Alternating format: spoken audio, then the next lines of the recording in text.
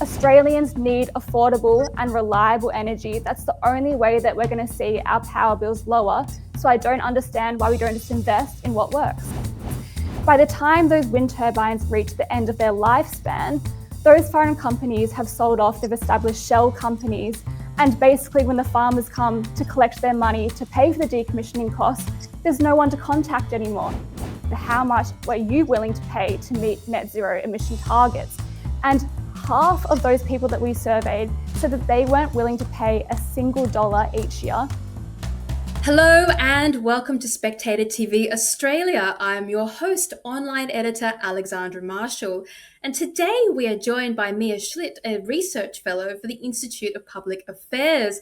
Welcome to the show. Thank you so much for having me.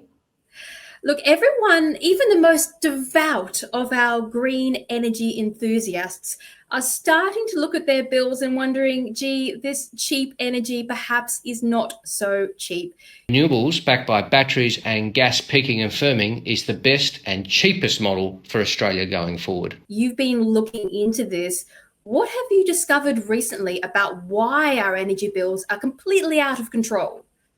Well, it's exactly as you've just said. Australians are consistently sold this lie that renewables are the cheapest form of energy, and it's just not true. But what many Australians are shocked to find out is that they're actually the ones who are being made to pay for it.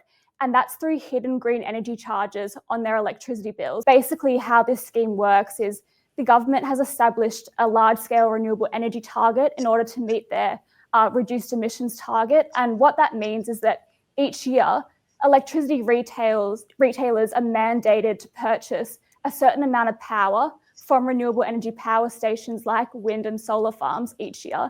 And these wind and solar farms sell their power at an additional cost to these electricity retailers. Now, these electricity retailers, they don't want to wear these excess costs. So what ends up happening is those costs are passed on to electricity consumers through increased power bills. Yes, well, it's strange that we are now deciding how our energy grid is produced via some kind of mandate instead of what's actually going to give us reliable and good power. I mean, if you look at the storms that happened overseas when the hail went through and wiped out an entire solar farm, I'm not so sure it's going to work out for Australia. Why take the risk? But we all know that subsidies cost us money. That is obvious. But what's less obvious is this rise in energy certificates. Now, we hear it bandied around a lot along with things like carbon trading schemes, but most people don't understand what it is that they are paying for or why this system costs us money. Can you explain what an energy certificate is in more detail? Well, exactly right. And these terms that they use are confusing, and they're confusing on purpose because many Australians would just be outraged if they were found out that they were the ones who were made to pay for these subsidies and these renewable schemes. We actually did some polling at the IPA and we asked the Australian public, we said, how much were you willing to pay to meet net zero emission targets? And half of those people that we surveyed said that they weren't willing to pay a single dollar each year. And 98% of those people we surveyed said they weren't willing to pay more than $500 each year. So what is very alarming for them to find out is that we've done some research here at the IPA, and what it shows is that in 2024 alone, electricity consumers paid around $1.7 billion to just the largest 50 and the largest 50 operating solar and the 50 largest operating wind farms. So what happens is these wind and solar farms, they generate these certificates. They're artificial certificates the government has made. They sell those to electricity retailers, and this artificially inflates the demand for renewable power that wouldn't have been there if these subsidies didn't exist in the first place. Yes, we didn't hear about any of these strange certificates when we had an energy system based upon coal, oil and gas. And that survey you mentioned about how much Australians would be prepared to pay for renewable energy, it was interesting that I believe, if I remember correctly, young people were the least likely to pay anything, despite being the most enthusiastic about these green subsidies. Now, I'm just going to read from your research here. The IPA wrote, "New IPA research has exposed how the federal government's large-scale renewable energy target, or the LRET, funnels vast amounts of money from Australian energy consumers to predominantly foreign-owned solar farms through hidden energy charges and bills. Foreign owned being the key phrase there. Apparently, it's 1.7 billion to 50 solar farms, 72% of which are foreign owned. Now, this seems a bit out of proportion to what Australians would be expecting with so much money going to foreign owned entities. Well, the kicker with this one is that Australians are struggling at the moment. We're in the middle of a cost of living crisis. Electricity bills are through the roof. And so, in general, Australians are just doing it tough. So the fact that the government has implemented a hidden charge on electricity bills that are then supporting foreign-owned companies, I mean, it's just outrageous. So as you correctly said, 72% of the largest 50 operating solar farms in the country are foreign-owned, and around 70% of the largest wind farms in Australia are foreign-owned. So that means about $1.2 billion is going to these foreign-owned companies each year.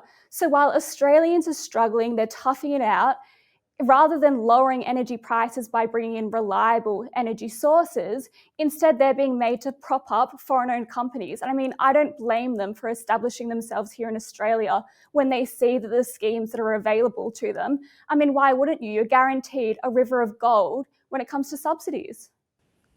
Yeah, you're absolutely right. And another country they were doing this to was the US, until the Secretary of Energy has just today, I think it was, announced a massive cut to renewable energy benefits over there. So who knows what's going to happen here. But look, Chris Bowen he's very keen about his renewable energy utopia. Now, you might have heard me talking about cheaper home batteries. Cheaper home batteries. Cheaper home batteries. Cheaper home battery. But one question people are asking, and I don't know if you've come across it in your research, so forgive me for a question without notice, but what happens when all of these wind turbines and solar farms reach the end of their life, which happens about 15 years after they are constructed? Have you seen any subsidies, or do you suspect the public will have to pay for the decommissioning of these solar farms and wind farms? Is there anything in your research you've seen regarding the public being liable for this? Well, this is a really complicated matter, and I've been doing a lot of work in regional Victoria with Peter Credlin. She's been fantastic leading the charge on this really concerning issue.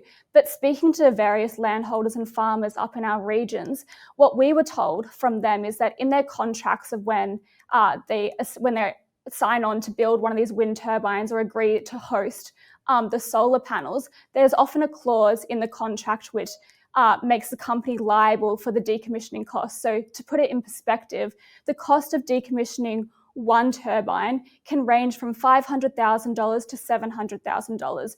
And as these turbines get bigger and bigger, those decommissioning costs just get larger.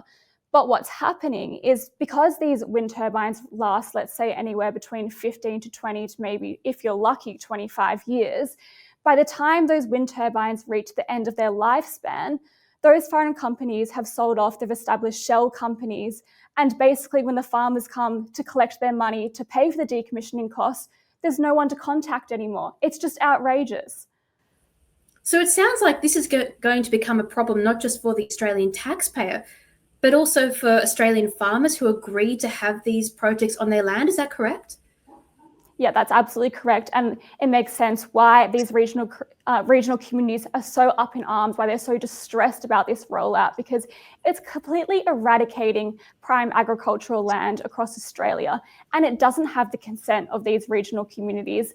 I mean, just take one look at what's happening in Western Victoria at the moment, and it is unbelievable. So the communities in Western Victoria, they've fought back against this rollout for a long period of time, especially when it comes to the rollout of the transmission lines. And in the last couple of weeks, the Victorian government, because they didn't have the consent of the community to build these transmission lines on these properties, they've tabled a bill in Parliament which basically allows them to forcefully acquire any land that they might need to proceed ahead with this rollout. And the farmers, if they want to fight back, if they want to block the access to their land, they're facing penalties of up to $12,000. I mean, it's such a huge assault on democracy, particularly here in Victoria, but it's not just happening here, it's happening around the country. That is absolutely devastating. And I am sure that most people are unaware that that is going on, particularly city voters who want to do the right thing about the environment but are unaware of how this actually manifests in regional areas. And that's before we get to who is responsible for our beaches and coastlines that have these renewable energy projects in them as well. I mean, there's no farmer there to go back on for the decommissioning projects. But look, we've also seen this week the collapse of green hydrogen energy. Now, as far as the costs go, that is part of the reason our energy bills are expensive. You talked about solar and wind subsidies. What about when projects don't eventuate? I know that it's not just green hydrogen that has failed, but there's also plenty of solar and wind projects that the public pays money into, and then they never produce any energy at all. Is that part of the reason why this so-called cheap energy is not particularly cheap? Well, exactly right. And it happens all the time. We spend hundreds of millions of taxpayer dollars constructing the next best thing in energy, and then it never actually comes to fruition. I mean, just have a look at Snowy Hydro. That's taken years and years and years. I mean, I don't understand it, quite frankly. We have an abundance of gas resources. We have coal power plants.